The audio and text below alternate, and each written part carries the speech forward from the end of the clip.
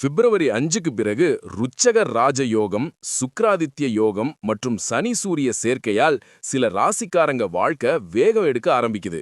இதுவரை நின்று போன விஷயங்கள் திடீர்னு நகர ஆரம்பிக்கும். தொழில் முன்னேற்றம், சொத்து சேர்க்கை மற்றும் புதிய வாய்ப்புகள் தேடி வரும். இதில் உங்களின் ராசியம் இருந்தால் ஓம் முருகா என்று கூறி உங்களின் நட்சத்திரத்தை கமெண்டில் பதிவிட்டு சேனலை சப்ஸ்கிரைப் செய்து கொள்ளுங்கள். முதல்ல மேஷம் ராசி.